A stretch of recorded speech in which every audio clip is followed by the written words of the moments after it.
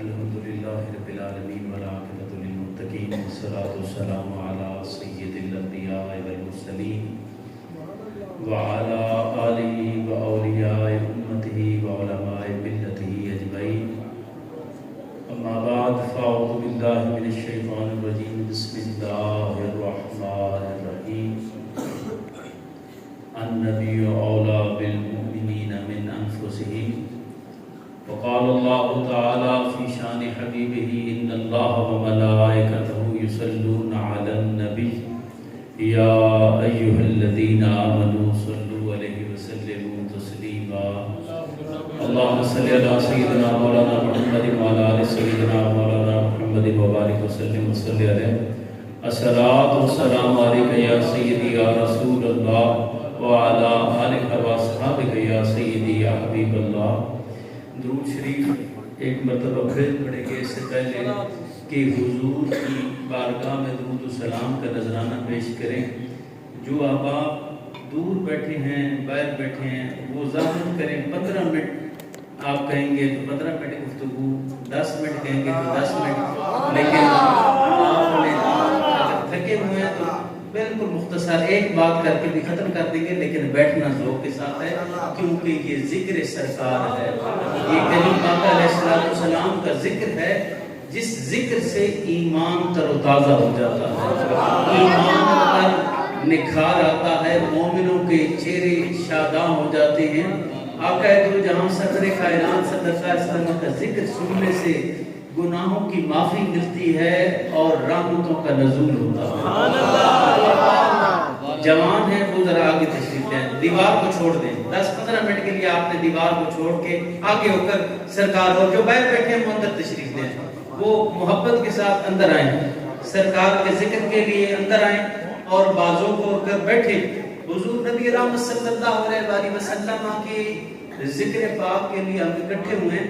اب آپ اور ہم مل کر حضور کی بارگاہ میں درود و سلام کا نذرانہ پیش کرتے ہیں۔ پڑھیے الصلاۃ والسلام علیک یا سیدی یا رسول اللہ وعلی آلک واصحابک یا سیدی یا حبیب اللہ۔ یاد رکھیے گا حدیث پاک بے شک ضعیف ہونا تو فضائل میں مقبول ہوتی ہے۔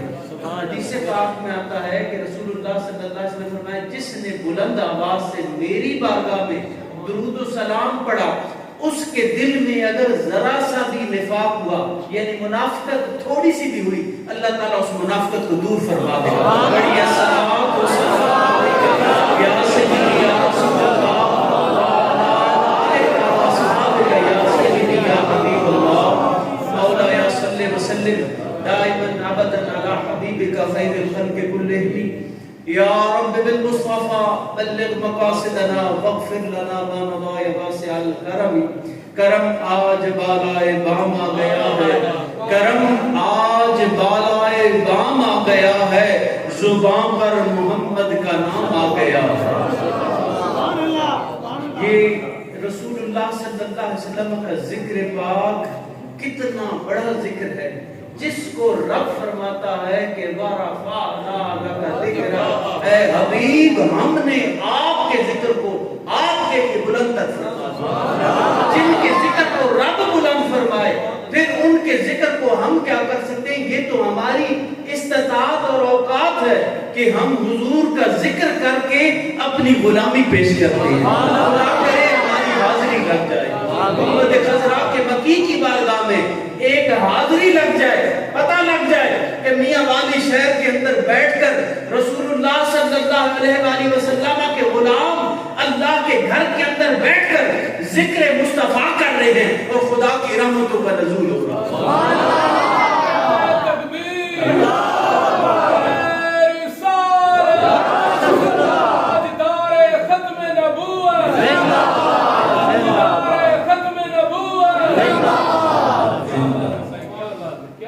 نبی پاک صلی اللہ علیہ وسلم کے غلاموں، حضور کا ذکر وہ ذکر ہے جو انسان کو دنیا و آخرت میں کامیابیاں نصیب فرماتا ہے۔ میں نے جس آیہ کریمہ کی تلاوت کا شرف حاصل کیا، اللہ رب العزت اپنی لالہ کتاب کے اندر ارشاد فرماتا ہے النبی اولیٰ بالمؤمنین من انفسہم۔ ایک آیت کی جز اس کی تلاوت کا شرف حاصل کیا. کیا فرمایا کہ یہ جو نبی ہے میرے محبوب ہیں، یہ کیا ہے؟ اللہ تعالیٰ ارشاد فرماتا ہے اولا بالمؤمنین، مومنوں کے زیادہ مالک ہیں، زیادہ حقدار ہیں، زیادہ قریب ہیں. 3 معنی مفسرین نے فرمائے ہیں کہ مومنوں، اب میں اپنی جان کا جتنا مالک ہوں نا، اس سے زیادہ مالک میرے کریم آقا علیہ السلام ہے. میں اپنی جان پر جتنا حق رکھتا ہوں، میری جان پر مجھ سے زیادہ میرے آقا کا حق ہے. اور جتنا میں اپنے قریب ہوں، میرے مالک، میرے آقا، میرے مولا امام الانبیاء کریم آقا علیہ السلام ہر اپنے امتی کی اس سے زیادہ قریب. یاد رکھیے گا، جب رسول اللہ صلی اللہ علیہ وآلہ وسلم اپنے ہر غلام کے قریب ہے تو پھر غلام کو پتہ ہونا چاہیے. حدیث پاک میں آتا ہے نا، یاد رکھیے گا. یہ اب آپ کو میں ایک وظیفہ بھی بتانے لگا ہوں. یہ تمہیدی کلمات کے اندر نا ایک وظیفہ ذہن میں آ گیا. وہ کیا ہے کہ اگر آج ہر شخص جس سے پوچھو کہ جی رزق کی بڑی تنگی ہے، رزق کی بڑی تنگی ہے، ہر بندہ کاروبار کے لحاظ سے پریشان ہے، رزق کے لحاظ سے پریشان ہے. حضور نبی رحمت صلی اللہ علیہ وسلم کی بارگاہ کے اندر ایک صحابی حاضر ہوتے ہیں اور عرض کرتے ہیں یا رسول اللہ صلی اللہ علیہ وسلم، رزق کی بڑی تنگی ہے. میرے قریب لجپال آقا نے فرمایا کہ آپ نے ایک عمل کرنا ہے. اب یہ عمل آپ نے یاد رکھنا ہے، یہ میرے کریم آقا علیہ السلام کا بتایا ہوا عمل ہے. کیا عمل کرنا ہے؟ فرمایا جب گھر میں جاؤ تو گھر کے اندر اگر کوئی گھر کا فرد نظر آ جائے تو اس کو سلام کرو، اس کو سلام کرو. اور حضور کی بارگاہ میں اگر کوئی سامنے نہیں ہے تو اب حضور کی بارگاہ میں درود و سلام کا نذرانہ پیش کرو. اور ایک دفعہ سورہ اخلاص، قل هو اللہ احد، سورہ اخلاص یہ پڑھنی ہے. اور پھر اگر آگے جا کر کوئی گھر کا بندہ نظر آتا ہے اس کو سلام کر لے. کوئی بھی نہیں ہے تو حضور کی بارگاہ میں سلام کرے. اب یہ رسول اللہ صلی اللہ علیہ وسلم نے کیوں ارشاد فرمایا کہ مجھے میری بارگاہ میں درود و سلام پیش کرو؟ حدیث پاک میں آتا ہے کہ ہر مومن کے گھر رسول اللہ کی روح مبارک ہو. ہر مومن کے گھر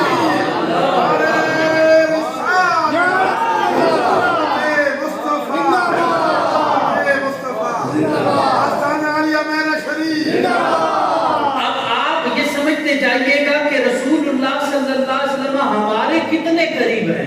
رسول اللہ اپنے غلاموں کے، کلمہ پڑھنے والوں کے، مومنوں کے کتنے قریب ہیں. آپ گھر جائیں تو گھر میں امام الانبیاء کی روح مبارک موجود ہے. حضور کی بارگاہ میں سلام پیش کریں اور سلام آپ پیش کریں گے اور سورہ اخلاص کی تلاوت کریں گے. امام الانبیاء فرماتے ہیں کہ جب تم یہ عمل کرو گے تمہارے گھر میں تو تمہارا گھر، فرمایا تمہارے پڑوسیوں کے رزق میں بھی اللہ اضافہ فرما دے. وہ صحابی حاضر ہوتے ہیں کچھ دنوں بعد، یا رسول اللہ صلی اللہ علیہ وسلم جب سے یہ عمل کیا ہے میں تو خوشحال ہوئی ہوں، میرے جو گوانڈی ہیں، پڑوسی ہیں، وہ بھی بتاتے ہیں ہمارے گھر میں برکتیں آ گئی. اچھا ایک تصویر کرو. میں نے آپ کو عرض کیا کہ رسول اللہ صلی اللہ علیہ وسلم کی شان رب نے کیا بیان فرمائی کہ مومنوں کے بہت قریب ہیں، ان کی جان سے زیادہ قریب ہیں. اچھا تو مومن کو بھی حکم ہے تم نے اپنے نبی کا قرب پانا ہے، غلامی کا حق ادا کرنا ہے، آقا کی محبت اور عشق کے اندر تم نے اپنے آپ کو مٹانا ہے. اب یاد رکھیے گا سوال ہوتا ہے، اب یہاں پر نا مساجد ہوتی ہیں تو مساجد میں کہا جاتا ہے کہ یا اللہ لکھ لو، یا رسول اللہ نہ لکھو. جی آپ نے یا رسول اللہ نہیں لکھنا. کیوں نہ لکھے؟ کیونکہ رسول اللہ دور ہیں، وہ مدینے میں ہیں. اللہ ہر مقام پر موجود ہے. کیسے موجود ہے؟ کیونکہ اللہ فرماتا ہے نحن اقرب الیہ من حبل الورید، ہم تمہاری شاید رگ سے زیادہ تمہارے قریب ہیں. اللہ ہماری رگ جان سے زیادہ ہمارے قریب ہے. اللہ اتنا قریب ہے تو رسول اللہ صلی اللہ علیہ وسلم تو گنبد خضرا کے اندر جلوہ کر رہے ہیں. تو یہ اللہ کی بارگاہ میں انسان سوال کرے یا اللہ جب تو اپنے محبوب کی بات کرتا ہے تو مومنوں سے کیوں بات کرتا ہے؟ جب کہتا ہے خوشیاں مناؤ تو پھر کہتا ہے مومنوں کو خطاب کرتا ہے. اپنے محبوب کے ذکر کو مومنوں کے ساتھ فرماتا ہے.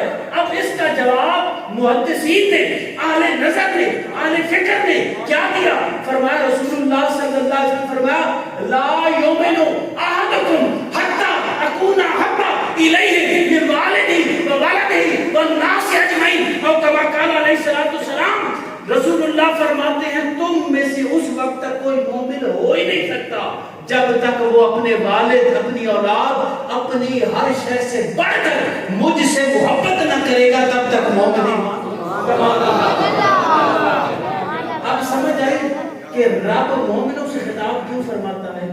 جس کو جس سے محبت ہے اس کا ذکر سن کے وہ ٹھرتا ہے، اس کے سینہ ٹھنڈا ہوتا ہے، آنکھیں ٹھنڈی ہوتی ہیں.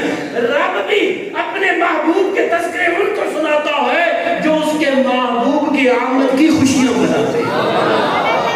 اما بنعمت ربک فحدث، تو نعمتوں کا شکر ادا کرو. اب یاد رکھیے گا کہ اللہ تعالیٰ نے احسان عظیم جتنا لقد من اللہ علی المؤمنین، مومنوں کے اوپر احسان.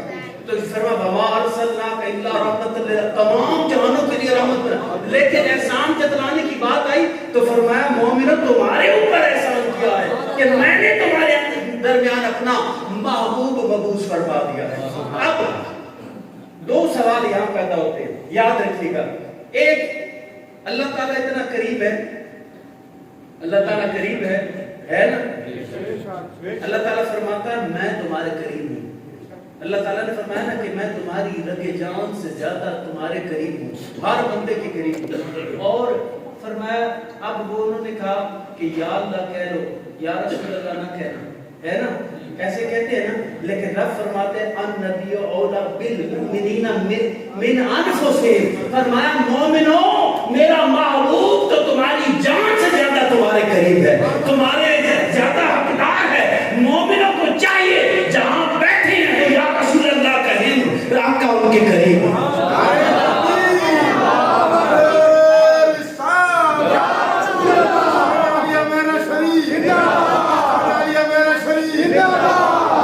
صوفیاء سے پوچھا گیا، اللہ والوں سے پوچھا گیا، اہل ذکر سے پوچھا گیا کہ یہ اللہ تعالیٰ اتنا قریب ہے تو نظر کیوں نہیں آتا؟ اللہ تعالیٰ نے فرمایا نحن اقرب الیہ من حبل الورید وہو معکم اینما کنتم، جہاں کہیں تم ہوتے ہو نا وہاں تمہارا رب تمہارے ساتھ ہوتا ہے. لیکن یہ رب نظر کیوں نہیں آتا؟ تو پھر اللہ نے فرمایا ایسے سوال آتے ہیں فاسألوا اہل الذکر ان کنتم لا تعلمون. جب ایسے سوال آتے ہیں نا جن کے جواب نہیں ملتے، رب نے اپنی لارہ کتاب میں فرمایا اہل ذکر کی بارگاہ میں جاؤ نا، پوچھو ان سے، وہ تمہیں جواب عطا فرمائیں گے. تو پھر صوفیاء نے، یہ اللہ کے لیے مثال نہیں، بات سمجھانے کے لیے کر رہا ہوں، سمجھنے کی بات ہے. کیا اب یہ کہ ہم سرما لیتے ہیں، سرما ہونا تو ہاتھ پہ ڈالو، ہاتھ پہ ڈال کے دیکھو تو نظر آتا ہے. ادھر سرما ہاتھ میں ڈالو نظر آتا ہے، آتا ہے. اب اسی سرمے کو سلائی کے ساتھ لگا کے آنکھ پہ لگاؤ. اب میں نے اپنی آنکھ میں سرما لگایا، دیکھنا چاہوں نظر آئے گا؟ نہیں آئے گا. صوفیاء نے فرمایا کچھ چیزیں اپنے قرب کی وجہ سے نظر نہیں آتی، اپنے قرب کے لیے نظر نہیں آتی. فرمایا اگر اب دیکھنا ہے تو دیکھنے کے لیے ایک آئینہ چاہیے، ایک آئینے میں جا کر دیکھو، جو آئینے تمہارا وہ زیادہ قریب ہو گیا ہے سرما، اب سرما نظر آئے گا آئینے میں. فرمایا اگر رب تمہارے قریب ہے، اپنے رب کو دیکھنا چاہتے ہو تو رسول اللہ فرماتے ہیں، رسول اللہ صلی اللہ علیہ وسلم کا فرمان ہے انا میرا تو جمال الحق ہے، انا میرا تو رحمان، فرمایا من رآنی فقد رأى الحق، فرمایا میں رحمان کا آئینہ ہوں، فرمایا جس نے مجھے دیکھ لیا اس نے رب کے دل میں. تمہیں اپنے نبی کی غلامی اختیار کرنی ہوگی، قرب مصطفیٰ حاصل کرنا ہوگا. جب تم اپنے آقا کے قریب ہو جاؤ گے تو اب تمہارا رب بھی قریب ہو جائے گا. اور یہ حضرت غزالی زمان رحمۃ اللہ تعالی علیہ، راضی دوران رحمۃ اللہ علیہ، بڑے شاہ صاحب حضرت سید احمد سید کاظمی شاہ صاحب رحمۃ اللہ علیہ سے سوال ہوا تھا کہ یہ رسول اللہ صلی اللہ علیہ وسلم کے بارے میں رب نے فرمایا مومنوں کے تو اتنے قریب ہیں، زیادہ حقدار ہیں، زیادہ مالک ہیں. یہ اعلیٰ حضرت نے تو یہاں پر ترجمہ پتہ کیا کیا؟ اعلیٰ حضرت نے فرمایا میں اس کو کہتا ہوں مالکیت. کیا؟ اولا بالتصرف، تصرف میں اولا، زیادہ حقدار، زیادہ مالک ہے تمہارے رسول اللہ. اسی لیے تو آپ نے کہا میں تو مالک ہی کہوں گا، میں تو مالک ہی کہوں گا کہ وہ مالک کے حبیب، کیونکہ محبوب محب نہیں میرا تیرا، پھر محبوب اور محب میں تیرا میرا نہیں ہوتا. میرا وہ تیرا، جو تیرا وہ میرا۔ رب نے اپنے محبوب کو مالک بنا کر بھیجا ہے، مختار بنا کر بھیجا ہے اس کائنات کے اندر۔ تو میں عرض کر رہا تھا کہ رسول اللہ صلی اللہ علیہ وسلم کے قرب کے بارے میں سوال ہوا حضرت سید احمد سید کاظمی شاہ صاحب رحمۃ اللہ علیہ سے کہ اگر رسول اللہ صلی اللہ علیہ وسلم اتنے قریب ہیں تو نظر کیوں نہیں آتی؟ جب جلوہ عام تھا نا، صحابہ کرام قربان جب عظمتوں کو، جنہوں نے رسول اللہ کے چہرے کی زیارت کی، جنہوں نے چہرے پر بہار کو دیکھا، ان کی کیا شانیں ہیں، رسول اللہ کے صحابہ کی کیا شانیں ہیں۔ اب یاد رکھیے گا، اب ہماری آنکھیں اس قابل نہیں، لیکن فرمایا بن سکتی ہیں۔ کیسے؟ قل ان کنتم تحبون اللہ فاتبعونی یحببکم اللہ۔ فرمایا محبوب ان سے فرمائیے اگر یہ اللہ سے محبت کے دعوے دار ہیں تو پھر ان کو کیا کرنا ہوگا؟ ان کو آپ کی غلامی اختیار کرنی ہوگی، اتباع اختیار کرنی ہوگی، آپ کے پیچھے چلنا ہوگا۔ اگر یہ آپ کی غلامی میں کامیاب ٹھہرے، رب انعام کیا فرمائے گا، جزا کیا عطا فرمائے گا؟ فرمایا یحببکم اللہ، رب تمہیں اپنا محبوب بنا لے گا۔ اور محبت معرفت کی پہلی سیڑھی ہے۔ یہ جو رسول اللہ صلی اللہ علیہ وسلم کے تذکرے آپ دیکھ رہے، میلاد شریف کا مہینہ گزر گیا، ربیع الثانی کا مہینہ، اچھا پورا سال ایمان والے سرکار کے تذکرے کرتے ہیں۔ کبھی ایسا ہوا کہ حضور کا ذکر سن کے کوئی کہے میں تنگ آ گیا؟ نہیں ہو سکتا، اس لیے کہ وَرَفَعْنَا لَكَ ذِكْرَكَ، اے حبیب ہم نے آپ کے لیے آپ کے ذکر کو بلند کر فرما دیا۔ رسول اللہ کے ذکر تو خود رب اپنی شانوں کے مطابق فرما رہا ہے، قیامت تک رسول اللہ کے تذکرے ہوتے رہیں گے، لوگ سن سن کے سینے پھرتے رہیں گے۔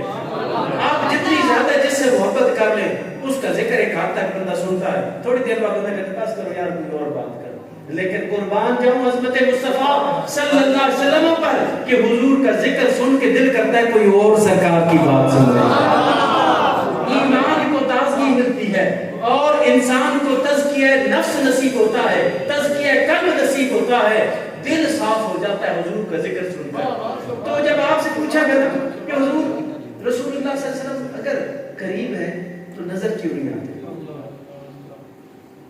مومن آج بھی ہے نا، ایمان کے کمال پہ لوگ تو فائز ہے نا۔ آپ نے فرمایا کہ جب کوئی مومن ہوتا ہے نا، ایمان کے، میں نے آپ کو شاید پہلے بھی ذکر کیا کہ 70 سے زیادہ درجات ہیں۔ درجہ کس کو کہتے ہیں عربی میں؟ سیڑھی کو۔ پوڑی سمجھتے ہیں؟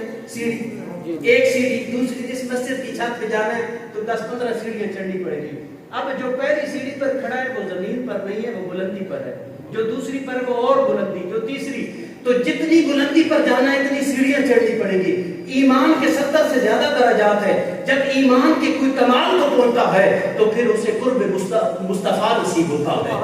اچھا اب یاد رکھیے گا کہ آپ نے فرمایا کہ جب صبح ہوتی ہے، بچے چھوٹے چھوٹے بیٹھے ہیں سکولوں میں مدرسوں میں پڑھتے ہیں نا، تو اماں اٹھاتی ہیں، چلو مسجد، چلو سکول، ٹائم ہو گیا ہے۔ اماں کوئی باہر جا کے دیکھ لیا کہ باہر سورج نکلا ہے، دن کا پتہ سورج سے لگتا ہے نا، دن کا پتہ سورج سے لگتا ہے۔ تو کبھی آپ نے اپنے بچوں کو اٹھایا کہ بھائی باہر پہلے میں دیکھوں سورج نکلا ہے کہ نہیں نکلا؟ جب روشنی ہوتی ہے پتہ لگ جاتا ہے سورج چڑھ گیا۔ سورج کیا ہے؟ اصل، اس کی فرع کیا ہے؟ روشنی، اس کی فرع کیا ہے؟ روشنی، قرب مصطفیٰ۔ اور آپ فرماتے ہیں کہ رسول اللہ کی نبوت کا سورج اللہ کی کائنات کے آسمان پر چمک رہا ہے، اور فرمایا اصل نبوت رسول اللہ کی ذات والا ہے، اور جتنے ایمان والے ہیں یہ نبوت کی فرع ہے۔ ان سے پتہ لگتا ہے کہ آسمان نبوت پر رسول اللہ صلی اللہ علیہ وسلم کا نبوت کا سورج چڑھا ہوا ہے۔ یہ ایمان والوں کی روشنی بتاتی ہے کہ نبوت کا فیض آج بھی جاری ہے اور جاری رہے گا۔ اب کیا ہے؟ آپ نے فرمایا کہ ہوتا کیا ہے کہ جب بندہ کوئی گناہ کرتا ہے نا، فرمایا کہ آپ اپنے اوپر گناہ کا شامیانہ لگا دو نا، پھر وہ سورج نظر نہیں آتا۔ روشنی تو آتی رہتی ہے، سورج نظر نہیں آتا۔ فرمایا جس دن گناہوں کا شامیانہ ہٹا دو گے، ایمان کے کمال کو پہنچ جاؤ گے، فرمایا پھر رسول اللہ صلی اللہ علیہ وسلم کی نبوت کا سورج تم اپنی آنکھوں سے دیکھ سکتے ہو۔ اور اس کی میں عملی مثال دیتا ہوں۔ امام عبدالوہاب شارانی رضی اللہ تعالیٰ عنہ کو اٹھائے، آپ نے بخاری شریف مکمل اپنی بیداری کے عالم میں جاگتے ہوئے رسول اللہ صلی اللہ علیہ وسلم سے پڑھی ہے. حضور کے امام عبدالوہاب شعرانی رضی اللہ تعالیٰ اور متعدد مرتبہ آپ نے رسول اللہ صلی اللہ علیہ وسلم کو عالم رویا خواب میں دیکھا. حضور کی بارگاہ میں کتنے سوال تھے جو حضور کی بارگاہ میں پیش کر کے اپنے مسئلے حل کروا لیتے تھے. آپ نے ایک دن سوال کیا, نسبت والے بیٹھے ہیں نسبت کی بات کرتے ہیں کہ آپ نے امام عبدالوہاب شعرانی رضی اللہ تعالیٰ عرض کرتے ہیں یا رسول اللہ صلی اللہ علیہ وسلم ایک دل میں سوال ہے. آقا نے پوچھا شعرانی کیا پوچھنا چاہتے ہو؟ یا رسول اللہ طبقات اٹھا کر دیکھیے گا. رسول اللہ صلی اللہ علیہ وسلم فرماتے ہیں کہ کیا سوال آقا, یہ جو ہم اللہ کے ولی کے ہاتھ میں ہاتھ دیتے ہیں, مرید ہو جاتے ہیں, پیر و مرشد پکڑ لیتے ہیں, بیعت کر لیتے ہیں, یا رسول اللہ صلی اللہ علیہ وسلم یہ مرید ہونا فائدہ دے گا؟ رسول اللہ صلی اللہ علیہ وسلم فرماتے ہیں ہاں شعرانی, جب تم کسی ولی کامل کے ہاتھ میں ہاتھ دیتے ہو تو 3 فائدے ہوں گے. کتنے فائدے؟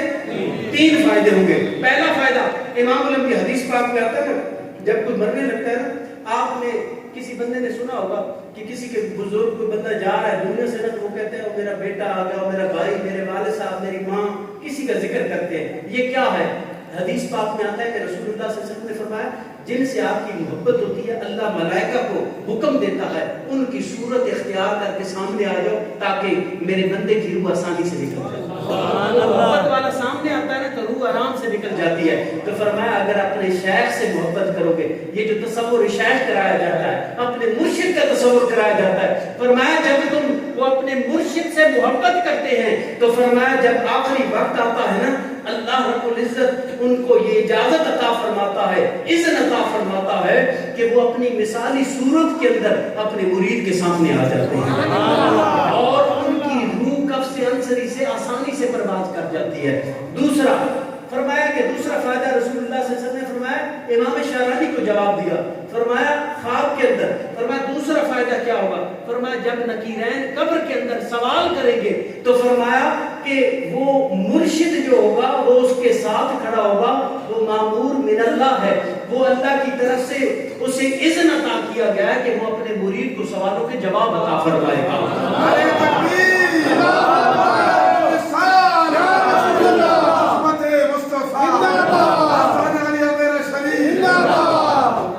اور کیا ہے تیسرا فائدہ؟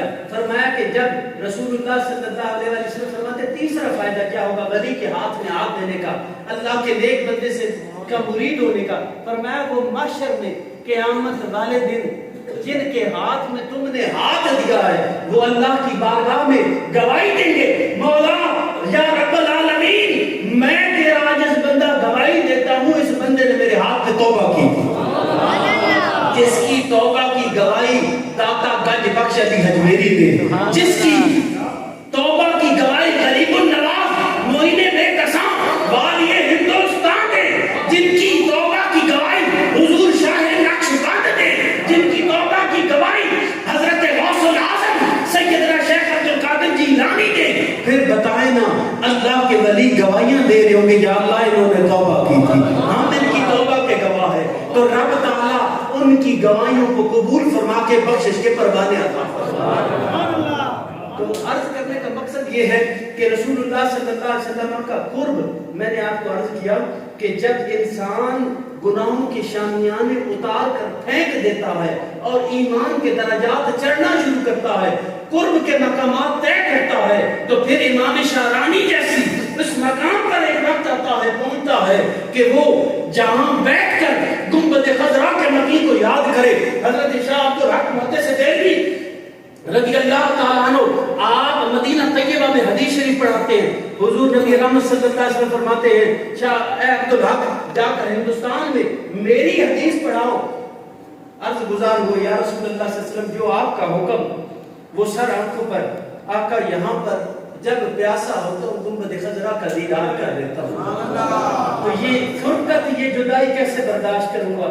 سرکار نے فرمایا کہ اے عبدالحق جب مدینہ میں میرے شہر میں بیٹھ کے حدیث پڑھاتے ہو نا تو مدینے کے در و دیوار کو دیکھتے ہو, جاؤ ہندوستان میں میری حدیث پڑھاؤ, جب تمہارا دل چاہے گا اپنے سرکار کو دیکھو گے.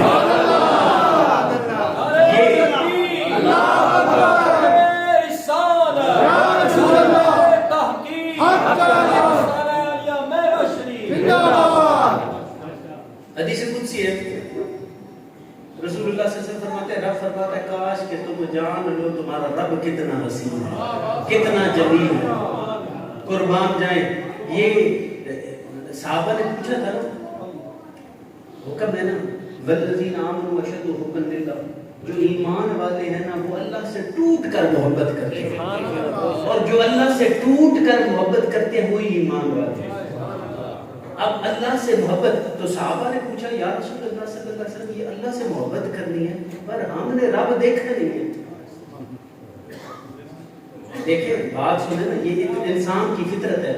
میں آپ کے سامنے نام لوں نا تو آپ کے ذہن میں اس کی تصویر آ، میں کہوں کار آپ کے ذہن میں تصویر آ گئی، میں کہوں مٹی آپ کے ذہن میں تصویر آ گئی، میں کہوں پولیس اسٹیشن ریلوے اسٹیشن ہر شے کی تصویر آ گئی، پر رب کی تو کوئی صورت نہیں ہے، رب تو صورت سے پاک ہے۔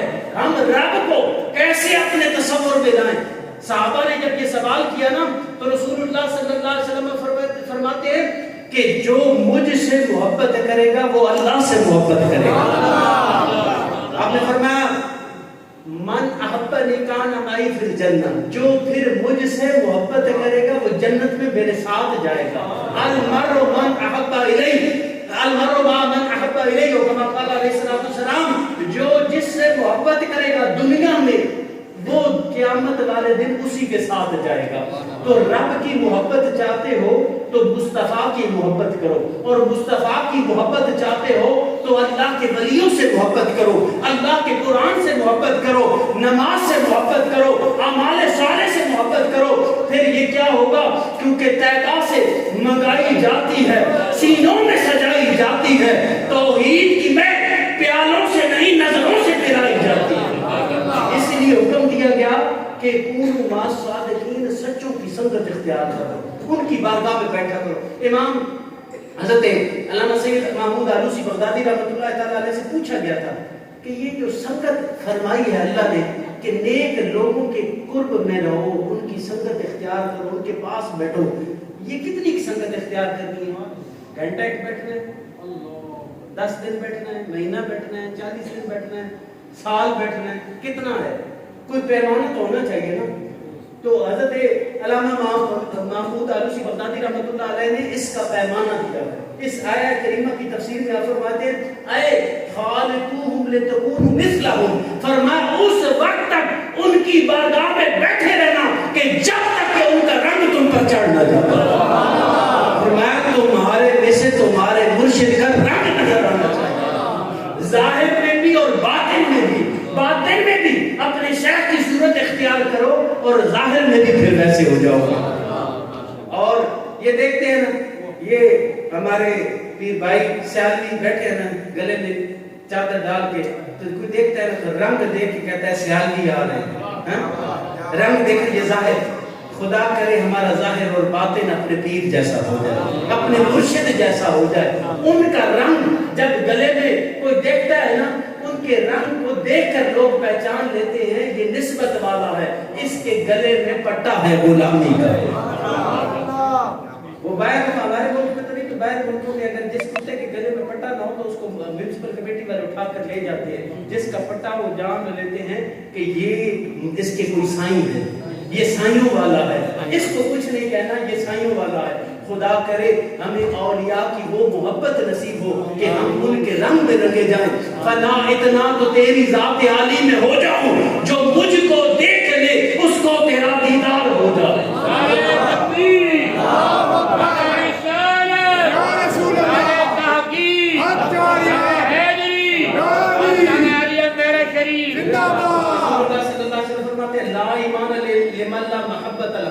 فرمایا جس کے دل میں میری محبت نہیں ہے اس کا کوئی ایمان نہیں۔ حضور کی محبت اصل ایمان ہے۔ اصل ایمان سے ایک بات یاد آ گئی، یہ پچھلے دنوں کسی نے کہا تھا نا کہ امی کا معنی کیا تھا، تو جن کے بڑوں نے جو کچھ کیا انہوں نے ان سے وہی کچھ سیکھنا ہے۔ امی کا معنی کیا ہے؟ امی کہتے ہیں، علماء نے اس کا معنی کیا کیا؟ بے پڑھا۔ کیا؟ بے پڑھا۔ میں اس کے آپ کو صوفیاء کے نے بھی جو اس کا ترجمہ کیا وہ بھی بتاتا ہوں۔ کیا بے پڑا جو کسی انسان سے نہ پڑا ہو، جس کو مخلوق میں سے کسی نے نہ پڑھا خود رحمان نے پڑھایا۔ پھر علماء کہتے ہیں اس کا ایک ترجمہ یہ ہے، کہتے ہیں جڑ کو، کس کو کہتے ہیں؟ جڑ کو۔ کہتے ہیں اصل کو، کہتے ہیں اصل کو، اصل ایمان، اصل ایمان رسول اللہ صلی اللہ علیہ وسلم۔ کہتے ہیں جان کو، وہ ہے جان دونوں جہان کی، وہ نہیں تو کوئی جان۔ رسول اللہ صلی اللہ علیہ وسلم کی جان کائنات کی جان ہے۔ حضور جب معراج پر تشریف لے گئے تو اس وقت کائنات کی ہر چیز رک گئی تھی، ہر چیز رک گئی۔ جب جان دوبارہ آتی ہے پھر وہیں سے سب کچھ چل پڑا۔ اور پھر صوفیاء کی بارگاہ میں جائے نا تو انہوں نے کا معنی کیا کیا؟ اللہ تعالیٰ فرماتے ہیں فَاسْأَلُوا أَهْلَ الذِّكْرِ إِن كُنتُمْ لَا تَعْلَمُونَ۔ پھر امام شارانی کی بارگاہ میں جاؤ، اہل ذکر کی، اولیاء کی بارگاہ میں جاؤ، جا کر ان سے پوچھو کہ کے معنی کیا ہے، نبی الامی سے کیا مراد ہے۔ آپ فرماتے ہیں کے معنی ماں کے ہیں۔ کس کو؟ امی کس کو کہتے ہیں؟ ماں کو بھی کہتے ہیں عربی میں، کس کو کہتے ہیں؟ ماں کو۔ اچھا اب کیا ہوتی ہے جس وقت ابا غصے میں آ جاتا ہے نا، بچے نے کوئی غلطی کی ہو نا تو ابا اب کہتے ہیں ٹھہر میں بس کرتا ہوں، مارنے ادھر سے آتا ہے نا، اب ادھر سے اماں کیا کرتی ہے؟ اپنے پہلو میں چھپا لیتی ہے۔ اب ابا اس طرف سے آئے گا پھر کے نا، اب وہ اس طرف پہلو میں چھپا لے گی۔ فرمایا کل حشر میں جب رب کا غضب، رب کا جلال عروج پر ہوگا اور گناہگار تھر تھر کانپ رہے ہوں گے، پھر کوئی پوچھنے والا نہیں ہوگا۔ میرے آقا امام انبیاء حشر میں تشریف لائیں گے، اپنی رحمت والی چادر کے اندر کالی کملی میں اپنے غلاموں کو کبھی ادھر سے چھپائیں گے، کبھی ادھر سے چھپا لیں گے۔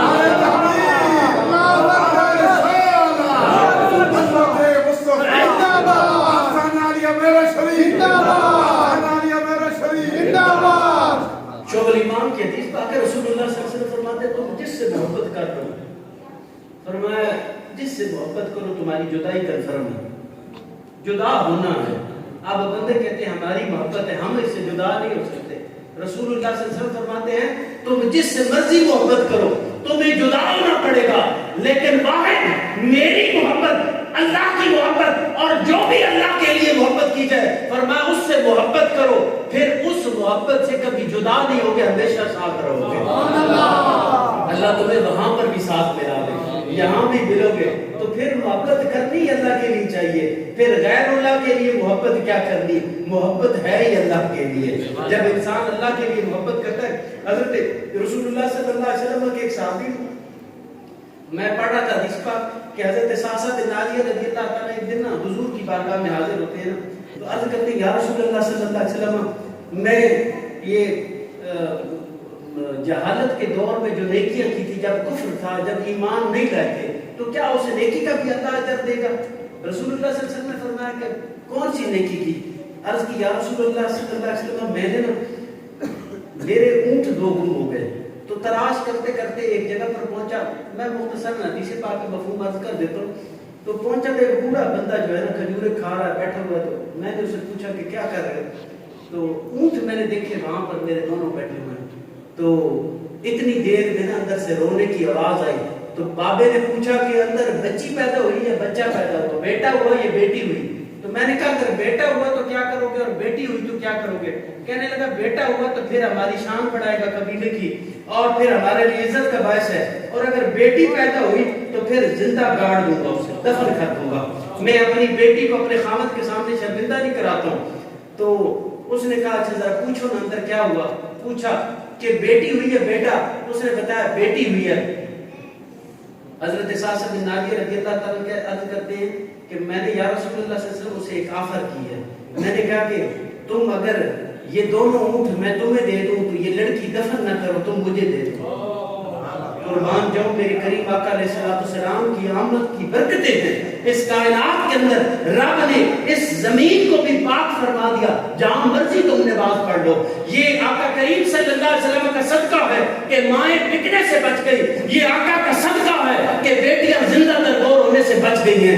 رسول اللہ صلی اللہ علیہ وسلم کے غلاموں، اب وہ عرض کرتے ہیں صحابی رسول کہ اس بابے نے کہا دو نہیں، یہ جو تیسرے پہ چڑھ کے آئے انہیں یہ اونٹ بھی میرے حوالے کرو، پھر لڑکی دیتا ہوں۔ اس نے کہا چلو بندہ ساتھ بھیجو، میں یہ اونٹ بھی واپس بھجوا دوں گا۔ وہ کہنے لگے یا رسول اللہ صلی اللہ علیہ وسلم پھر نہ مجھے اس نیکی کی چس پڑ گئی، میں پتہ کرتا تھا کس کس قبیلے والے نا بیٹیوں کو دفن کرتے ہیں، مار دیتے ہیں، میں اس قبیلے میں پہنچتا، جس کی بیٹی پیدا ہوتی پھر میں اس کو جا کر نا یہ آفر کرتا 3 اونٹ لے لو، بیٹی مجھے دے دو۔ یا رسول اللہ اس طریقے کرتے کرتے 360 بچی میرے گھر میں پل گئی۔ سبحان اللہ۔ قربان جاؤں، جب رسول اللہ صلی اللہ علیہ وسلم یہ سن رہے تھے تو میرے کریم آقا علیہ السلام کی آنکھوں سے آنسو گر، حضور کی داڑھی مبارک تر ہو گئی۔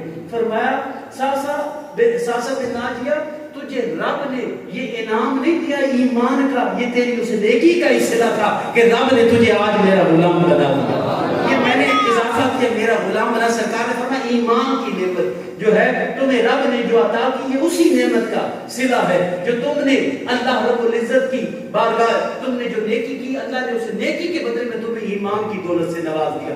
یاد رکھیے گا کہ حضور نبی رحمت صلی اللہ علیہ وآلہ وسلم سے محبت، حضور کا عشق، یہ ہماری اصل ایمان ہے۔